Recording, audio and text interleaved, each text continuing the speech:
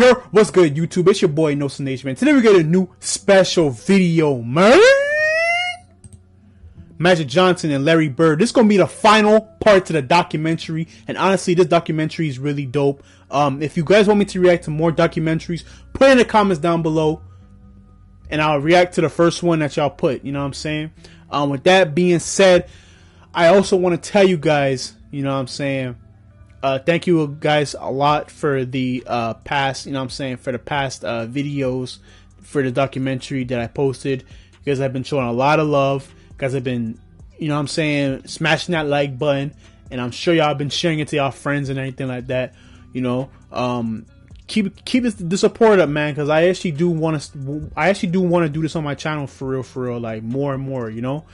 With that being said, I also want to give you guys a little message before we actually get started. If you're wondering, like, damn, bro, like, I've been single for this long, that long, blah, blah, blah, I'm going to tell you guys right now, bro, don't go out trying to find love, bro. Let love come to you. You feel what I'm saying? Because you're never going to find it. You're never going to find love, bro. And I had to come to grips with that, bro. I had to come to grips with that. You're not gonna find love unless, but it will find you eventually. It won't be today. It won't be tomorrow. It won't be in 2 weeks. It won't be in a month. It won't be in 3 months. But it will eventually happen, bro. So in this time being, before it does find you, make sure that you're good. Make sure that you're healthy. Make sure that your mental health is good. Make sure that you are working on yourself. Make sure that you are doing things that you love doing, like what I'm doing right now is making this video. You know what I'm saying? And just, you know, just make sure that you chase a bag, bro. Don't chase women, bro. You know what I'm saying? And that's what it is. You know, so don't worry about, oh, you know, I wish I had a boyfriend. I wish I had a girlfriend. Like, honestly, bro, like, honestly, protect your peace.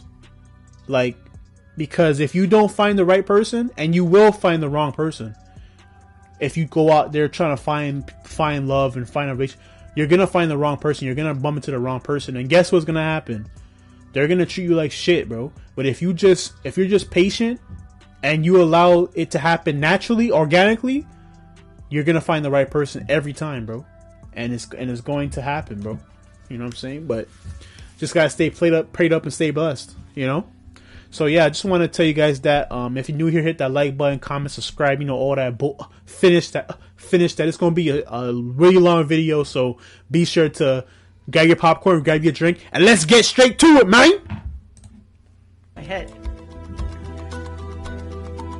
I mean, the media made it out like it was something, but it didn't matter to me what Isaiah or Dennis Rodman said, and it still don't. It has no bearing on what I do in my life. He doesn't. Oh, and we're actually picking up where we left off from the last video, so yeah. See race, he really doesn't, and he could have. This guy grew up poor, white, in southern Indiana. Southern Indiana, the home, by the way, of the modern Ku Klux Klan. How oh, damn. I did not know this, bro. I did not know this.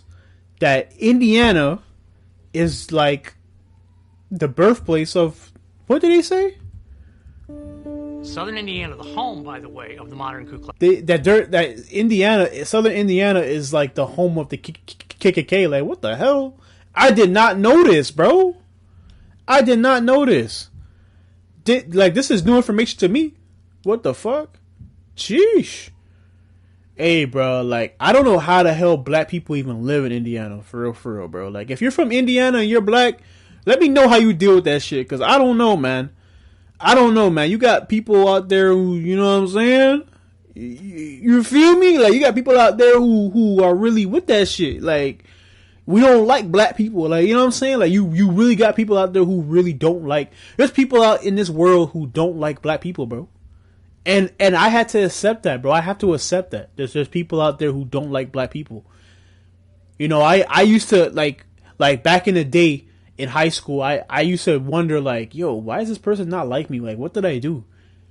probably because I'm black.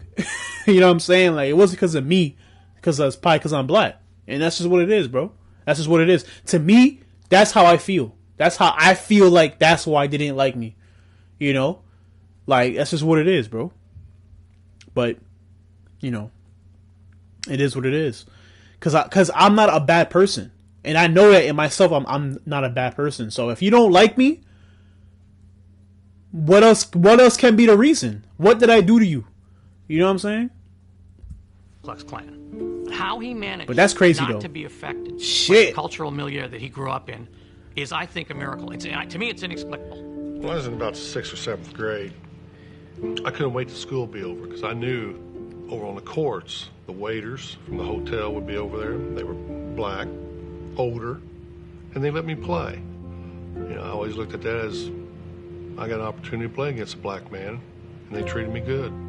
I couldn't wait to play against the best. See, this is why I like Larry Bird, bro. Because Larry Bird, like, he's like, yo, I played against black people, and they treated me good, bro. Cause you want to know why? Cause black people, we don't look at you. We don't look at skin color, bro. Like, we don't care, bro. Like, we don't care if we're playing basketball. If me and you are playing basketball and you're white and I'm black, right? I don't give it, like I said in my last video, I don't give a shit about your race, bro, and about your ethnicity. What I give a shit about is, can you hoop or can you hoop or not? You know what I'm saying? That's what I care about, bro. You know, like, where are your skills at? You know, I don't care about whether you're white or black or Indian or this or that. I don't care. Yeah, can you hoop? Or not. Time they were the best. And in 1987, as Bird vied with Magic to be the best, the flap over Isaiah Thomas's racially fueled remarks forced Bird to address his least favorite topic at the worst possible time. I had to go to a press conference when I was in L.A. trying to get ready to play the Lakers and tell people I didn't care. This don't bother me. The main thing is, if the statements or whatever was said doesn't bother me, I don't think it should bother any of us. From playing exactly all year, trying to get back to the finals and play against Magic, this was a distraction. Bird was facing off against Magic for the third time in 4 years. And if their relationship had softened, the determination to beat each other had not. Ooh, damn. Game 4 proved the level of competition between them was higher than ever.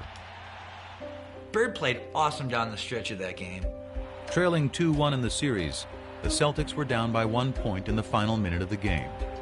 But Larry Bird wouldn't be easily vanquished. Open is 8. Bird goes for 3. You can't leave him open, man. You can't leave that boy open. Bro, leaving Larry Bird open is like leaving Larry Bird open for a 3 is a layup, bro. Like, that's a layup for him, bro. With 7 seconds left, though, the Lakers still had life. 3 years earlier in the '84 finals, Magic had flubbed a similar situation. But this was a different Magic, one with a whole new bag of tricks. My man switched to Kareem, and Kevin McHale jumped out to me. As soon as I saw Kevin, I said, oh, I'm taking him. You know, Magic puts it on the floor, a couple head and shoulder fakes, and he raised up in the air, and there was nobody that was going to get that shot.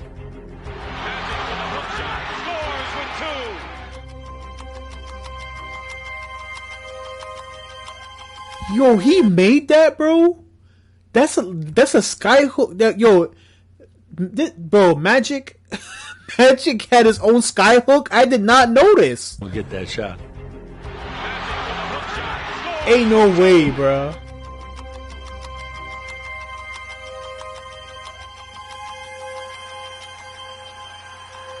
I remember after they called timeout thinking, there's still a shot here.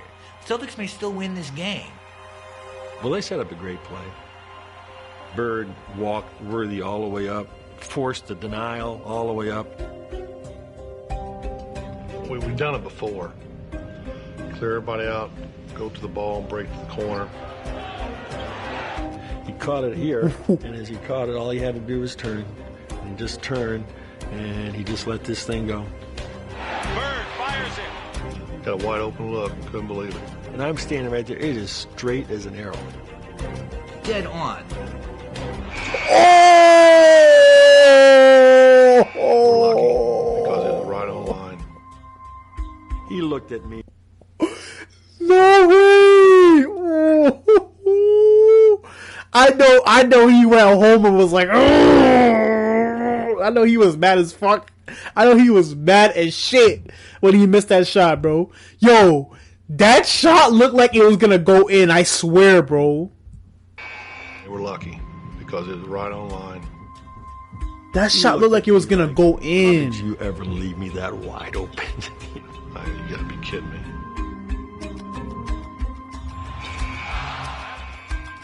Damn. Series.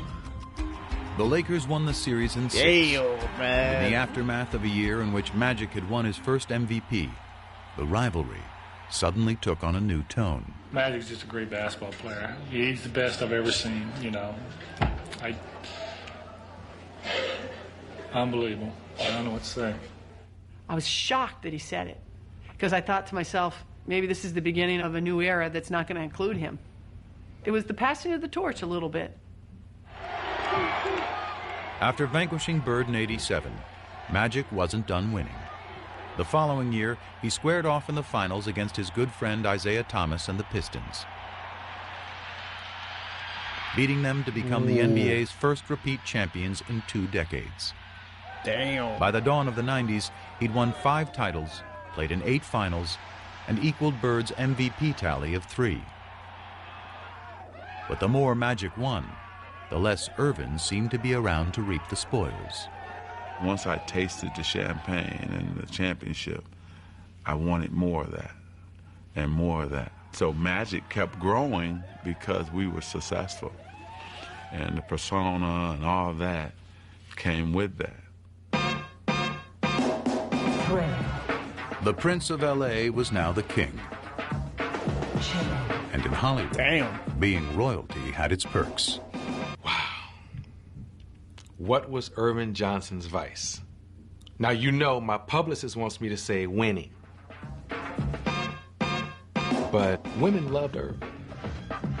Back then, before voicemail, they used to have these mail slots in the hotels where you leave your key. And when we get into a town, Irvin's mail slot would be so packed, and it would be just... Listen, bro. Here's the key to getting a lot of females, bro. You gotta have money. You gotta have clout. If you don't have those 2 things, I'm telling you, you ain't gonna get that. You ain't gonna have women throwing themselves at you. But when you have money and you have clout, then women gonna throw themselves at you. You know what I'm saying? Now I ain't saying you can't get girls even if you're broke. You could be dead broke and still get women, bro. But when you got women throwing themselves at you, it's because money and clout. That's what it is, bro. That's what it is. That's what it is, man. And that's just the world that we live in, bro. You know? A phone number, Linda and a phone number, Joyce and a phone number. I mean, that was every city, every time. I was on top of my game as Magic, so I needed all that around me at that time. The women, the this, the that, Hollywood. Magic was living in a context of sybaritic excess from the minute he walked in the door, and he developed a sweet tooth for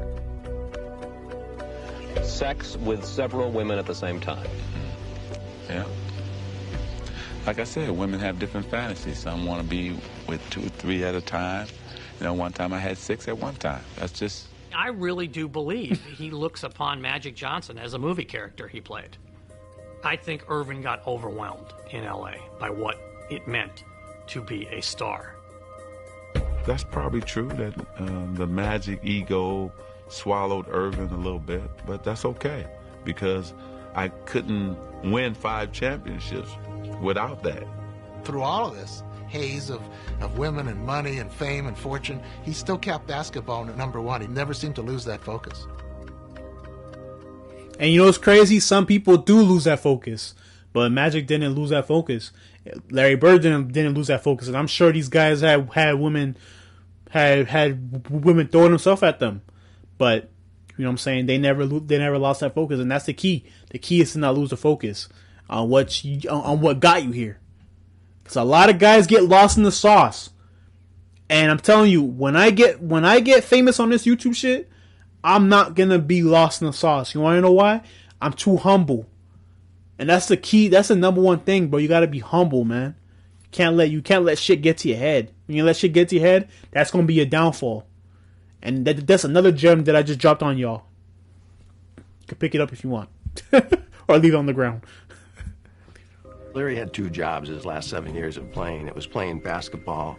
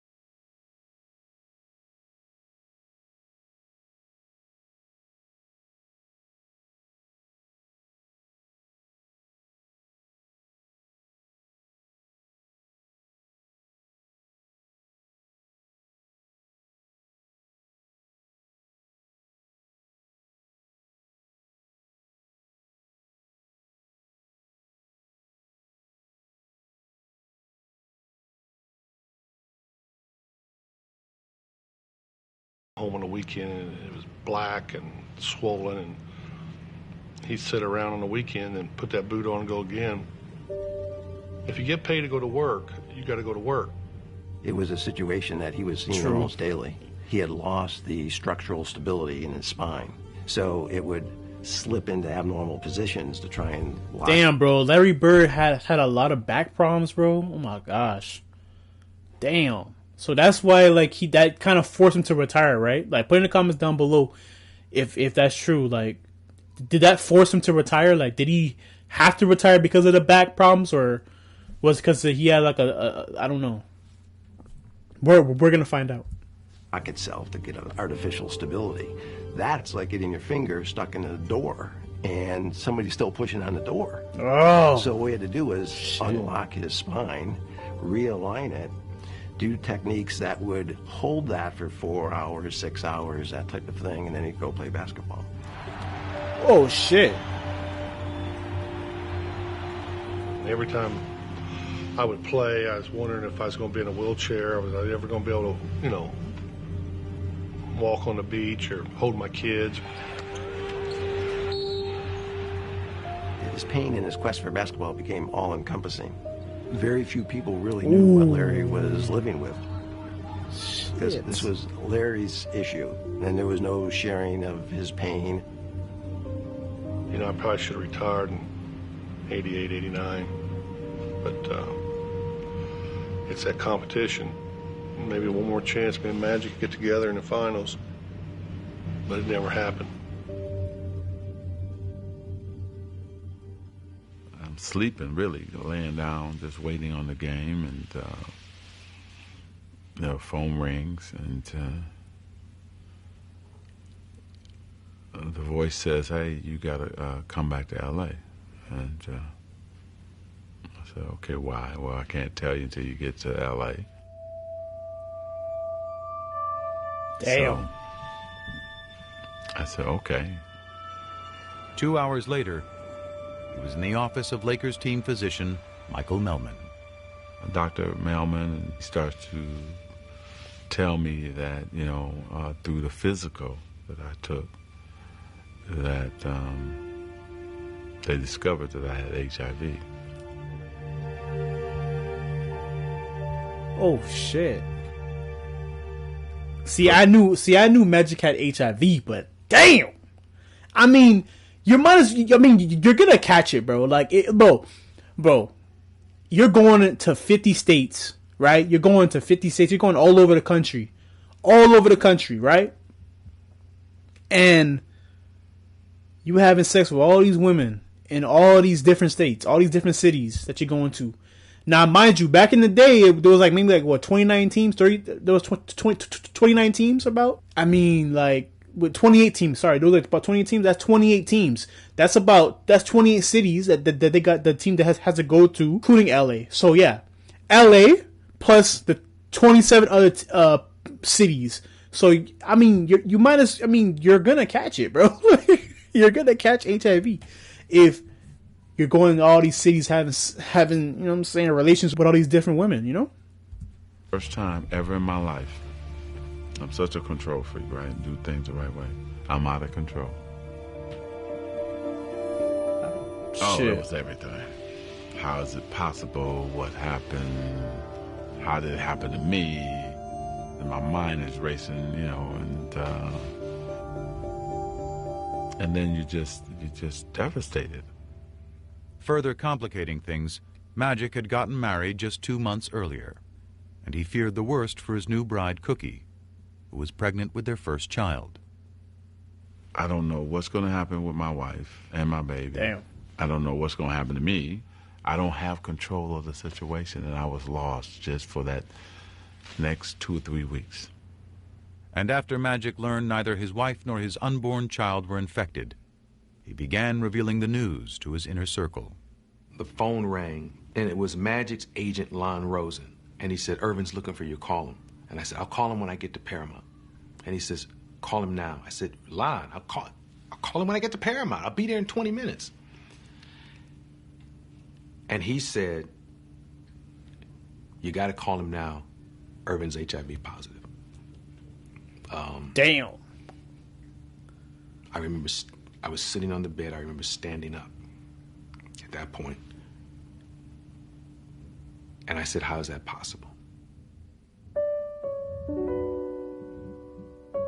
I'm thinking Irvin's gonna get skinny and die.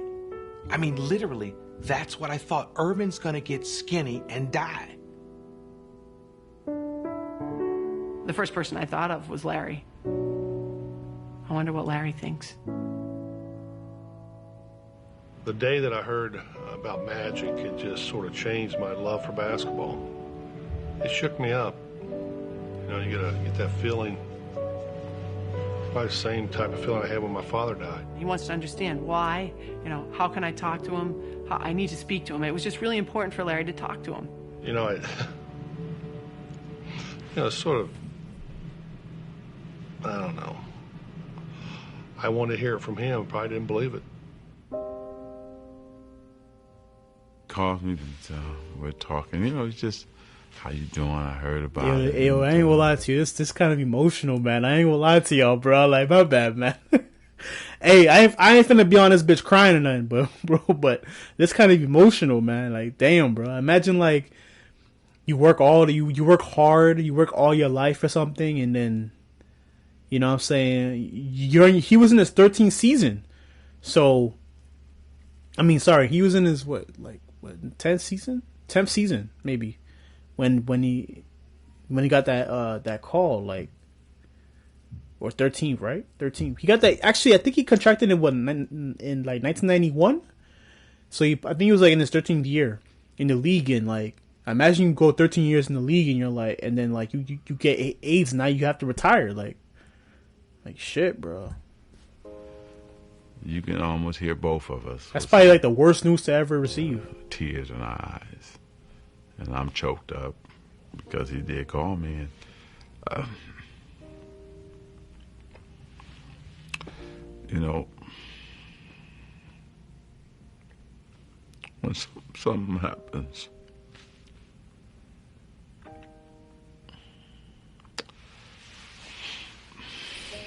wow. To you,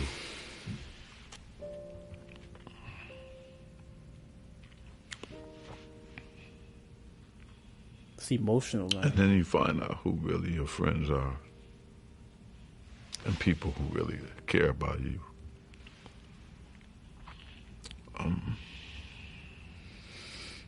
You figure all those battles, all those things we had to go through as warriors, as competitors, and as men. And here this man says, hey, you know what, man, you're okay. And so that was the greatest moment for me, too, you know, to have him check on me and to make sure I was okay.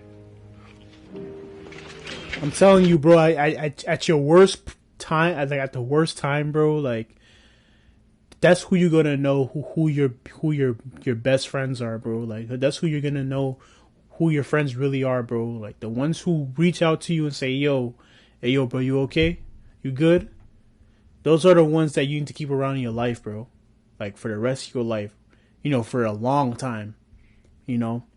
Because we're not here forever, but those are the people that really, really matter. The ones who, when you're at your lowest point, the ones who reach out to you, those are the ones who really, really care about you and really want to see you win, bro. And those are the people that you need to keep around in your life, bro. For real. First of all, let me say good after late afternoon. Because of the HIV virus that I have attained, I will have to retire from the Lakers today. It's the only press conference I've ever been in where I've seen reporters cry. I mean, we thought this guy was in total denial. I plan on going on, living for a long time, bugging you guys like I've always have.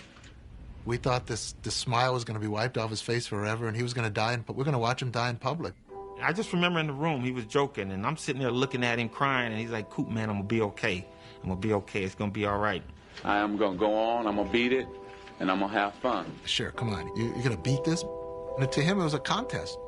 Larry Bird and Magic Johnson, AIDS and Magic Johnson, it's same thing. It's just a different game, different rules, but I'm still going to win. He wasn't planning on going nowhere. Urban was planning that day to find the right medicine, to eat right, get rest, and live forever. That's what he was planning. Thank you again, and I'll see you soon. But his Magic put up a positive public face. His nemesis, still out of sorts, shed the mask he had hidden behind for years. He was visibly like, wow, how could that happen? You know, it really set him back. Probably the two toughest days I've had since my father passed away, and I've been very depressed and sort of been out of it. I listened to him talk in this press conference about how devastated he was, and I remember thinking to myself, you know, goddamn, Larry found Irvin. You know, just out of the blue, something like that happening. It's just, I've never had, other than one other instance, and I was hoping I'd never see that again, because I remember how I felt weeks after that. And yesterday was just a sad day. And at his game that night, Bird was forced to confront... I mean, shit. I mean, if that was a sad day, I mean, the day Kobe Bryant passed away was a sad day. Bro. That was a sad day too. For real, for real. I mean, a lot of people who grew up watching Magic, like that might have been a sad day, but for me, the saddest day was when Kobe died, bro. That was the saddest. That day, bro, like I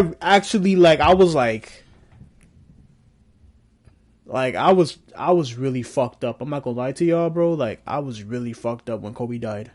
For real, like. Pain he couldn't so easily play through. Didn't want to be there that night. First time ever. And really last. I remember we played in Atlanta. Had no feel for the game, you know. This wasn't a good time to be out there. Never had that before. That night he threw a pass. I'll never forget, he threw a half-court pass behind his back for a layup. And if you blurred your eyes, you squinted your eyes, it looked like magic. And that was Larry saying goodbye.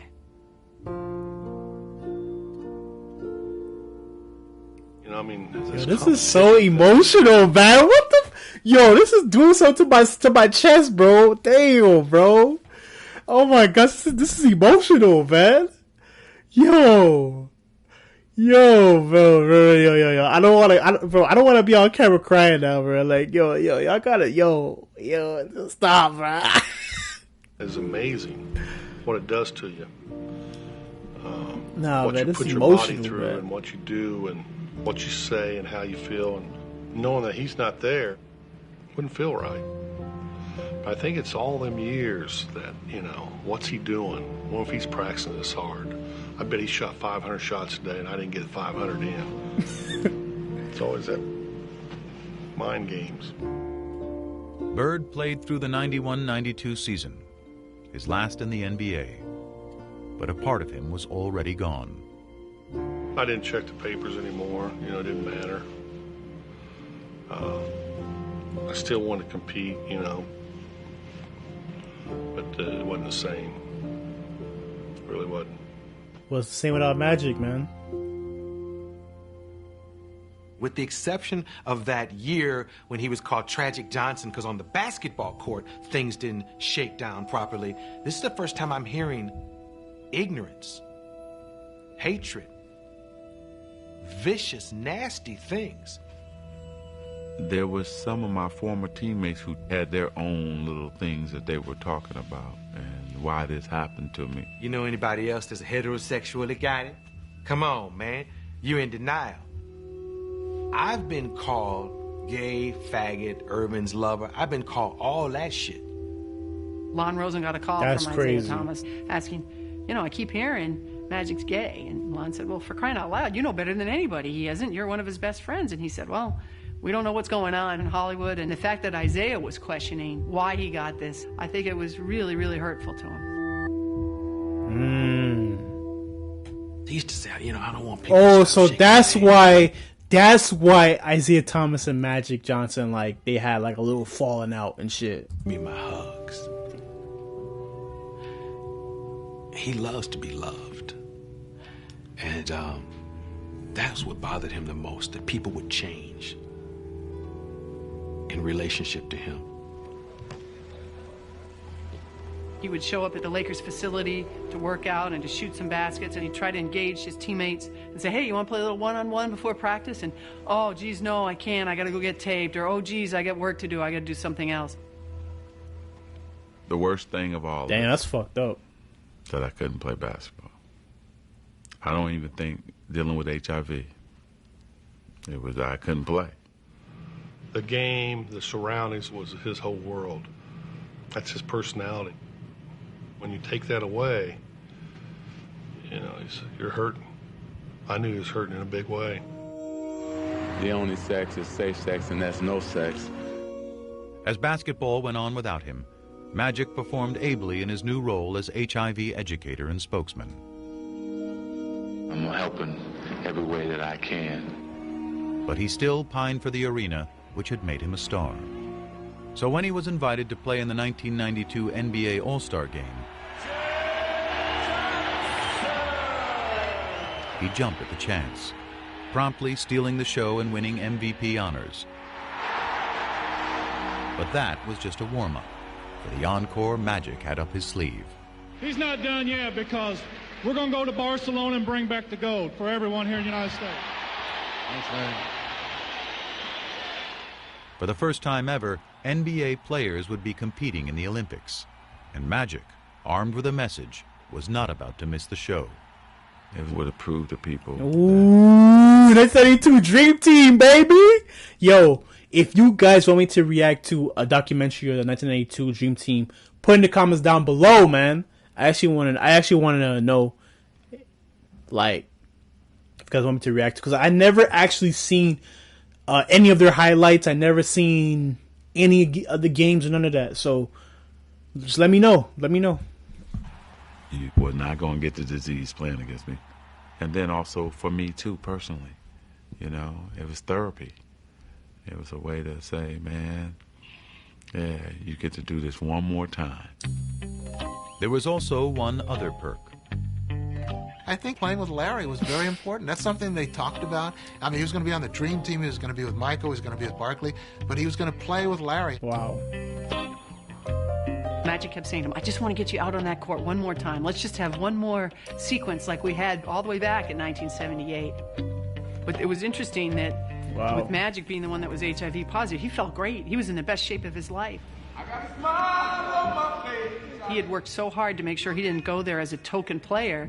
And here was Larry, who couldn't even practice, who could barely move. But you know what? Didn't matter. We were still together. That's the most important thing. You know, didn't matter.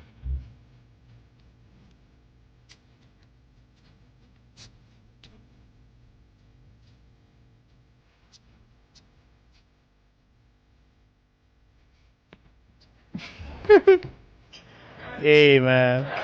And when he got his opportunity, he switched a few. Larry! Yo, he was coming down. Larry! He just passed to him. Yeah, that was nice, though. That was nice. I see love. I like that. I like that. I like that. Now, who's taking the last shot with the game on the line? When I got my opportunity, I still was Magic.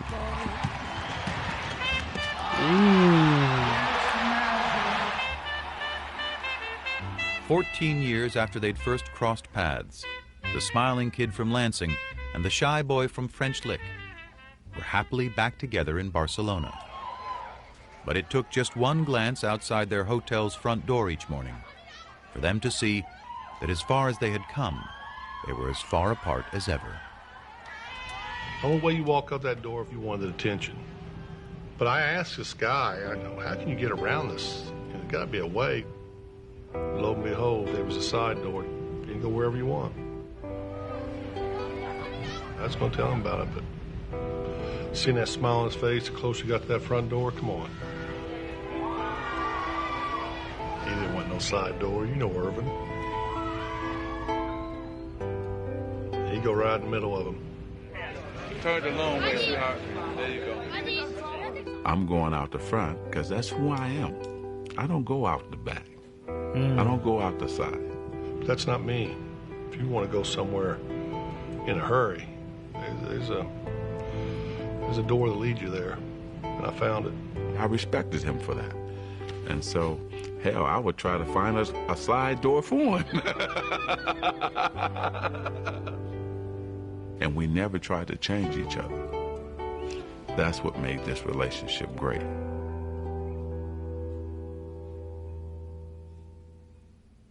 One of my pet peeves always is when people say, oh, Michael Jordan saved the NBA. Bullshit. Bullshit. Magic and Larry saved the NBA. Do y'all think Michael Jordan saved the NBA, or do y'all think Magic Johnson and Larry Bird saved the NBA? Put in the comments down below and debate that shit right now. That's who saved the NBA. Magic and Larry. Magic and Larry. Bird and Magic. To the millions who once watched them, now more than ever, they are inseparable. A pair of athletes thrown together by the cosmos to compete. A pair of men who discovered a bond in the midst of that competition. Decades removed from the height of their rivalry, their bond endures. I just want to look at this, bro. A pair of men who discovered a bond in the This midst is legendary. of that competition. Decades removed from the height of their rivalry, their bond endures. Ooh. Two impossibly different men with a connection only they can fully grasp. It's almost like a private little club, and only the two of them are in it. And every once in a while, they need to show up to have a reunion and pay their dues to each other. But they don't need the day-to-day contact that most friends need. It's just not that kind of relationship. But I always get this good feeling when I know I'm going to see him, because he makes you feel good. You know, he really does. It's a legendary, it's man. Unbelievable. He's very private, but if he's your friend, man, you got a friend for life. And Larry Bird is a straight shooter. He'll tell you when he don't like you. That's one thing I wish I could have from him. That he has that I don't have. I wish I had that. I mean, he walked in here, this whole room would change, and maybe that's what I always wanted to be, but I just couldn't.